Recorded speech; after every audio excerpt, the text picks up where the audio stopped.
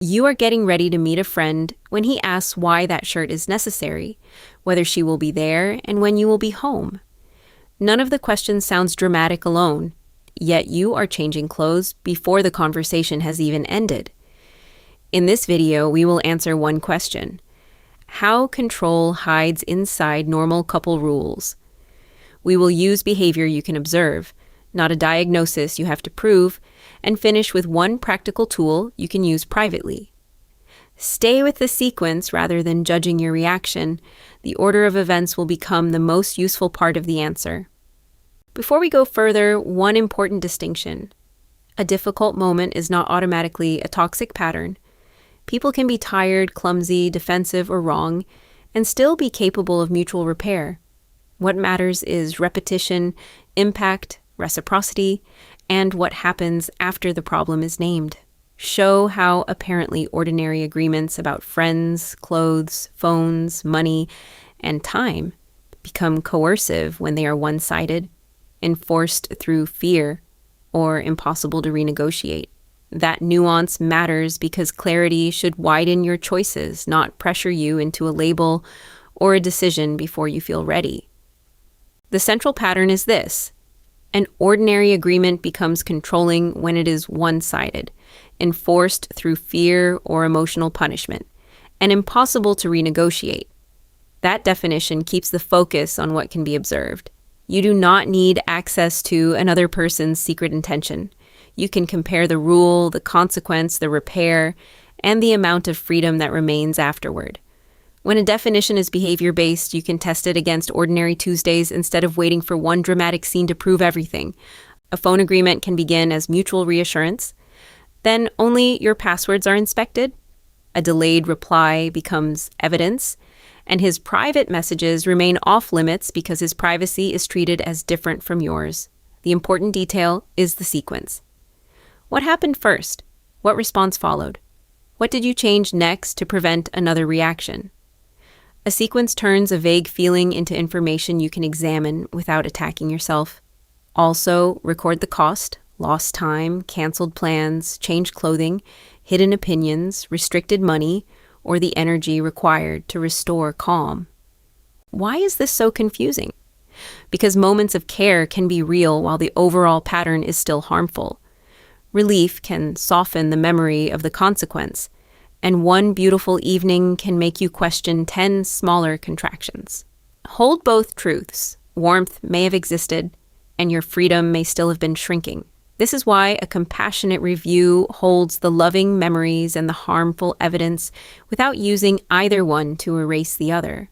Use the reciprocity, renegotiation, and consequence test. Does the rule apply both ways? Can either person revisit it? And what happens when you say no? Write the answers as facts rather than conclusions. Instead of, "he never respects me," record the exact request, the response, the length of the consequence, and what happened the next time. Specificity protects you from both minimization and overstatement.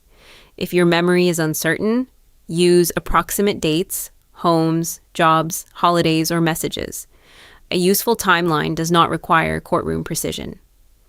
Money follows the same logic when his purchase is called necessary, while an equivalent purchase of yours needs permission, a defense, and the right emotional timing.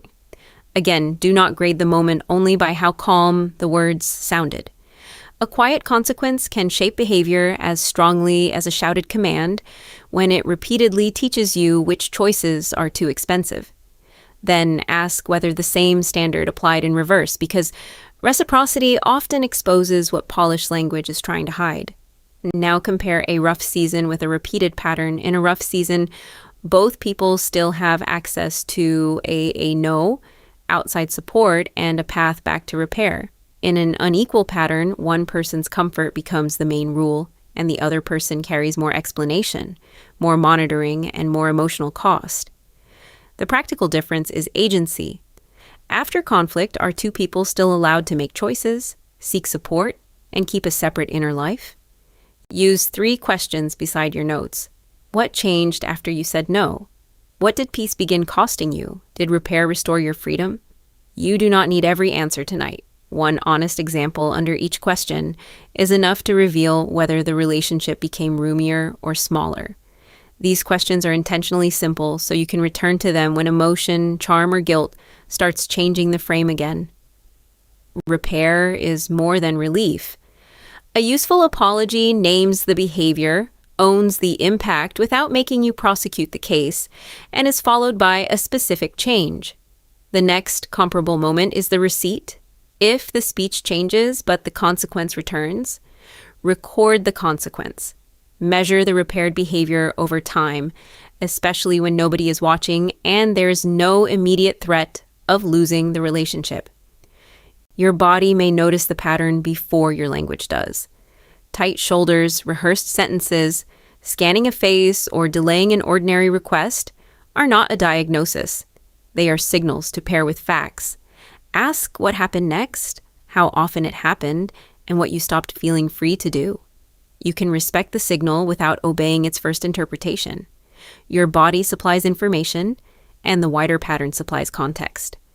Choose one rule and write its exact wording, who benefits, who carries the cost, and the last 3 consequences of disagreeing with it. Keep the record somewhere private and safe. The goal is not to create a perfect case against someone. It is to give your own memory stable edges, especially if repeated arguments have trained you to abandon your first observation. A written sequence also helps a trusted supporter understand what is happening without requiring you to explain the entire relationship at once. Choose one next step small enough to survive emotion. It might be one concise boundary, one delayed reply, one financial check, one night of sleep before a decision, or one conversation with a trusted person. Agency grows through usable steps, not dramatic promises to never struggle again. Small actions are not weakness. They reduce overwhelm, create new evidence, and make the next decision more available to the version of you living now. Do not confront someone simply to test a pattern if you fear retaliation, stalking, financial restriction, or violence. Safety can mean quiet planning. A local domestic abuse service, therapist, legal advisor, or trusted person can help you match the next step to the actual level of risk. If immediate danger is possible, prioritize a safe device, private documents, emergency support, and professional guidance over a final clarifying conversation. Give the practice time to produce evidence. One calm response does not erase a pattern, and one awkward response does not prove one. Watch what repeats across ordinary days. The question is whether respect remains available when there is nothing to perform and no crisis to repair. Consistency is quiet evidence. It appears in repeated choices, not only in promises made during fear, reunion, or the threat of consequences. A healthy agreement can survive questions. Both people can revise it. Neither person must become smaller to keep the peace, and disappointment does not become punishment. Green flags are not perfection. They are observable protections for dignity, accountability, mutual rules, room for separate needs, and change that lasts longer than the conversation that produced it. Look for whether both people can be disappointed and still protect each other's dignity, access to support, and right to make an independent decision. If your notes show a messy mix, you are allowed to move slowly. Circle the pattern affecting your freedom most and write 3 recent examples. Tell one trustworthy person the plain version without defending the other person or attacking yourself. Clarity does not require a courtroom, it requires a stable reference point. If shame appears, replace, "Why did I allow this?" with, "What information and support do I have now that I did not have then?" The question is not whether couples have rules. It is whether the rules protect 2 people or quietly organize one person around the other. Return to the opening moment and ask what you know now that you did not name then. The page cannot make the decision for you, but it can return the decision to you. When you are ready, the free, quiet red flag checklist is in the bio and channel links for a gentle private review. You do not owe anyone a diagnosis, a public case, or instant forgiveness in order to take the effect on your life seriously.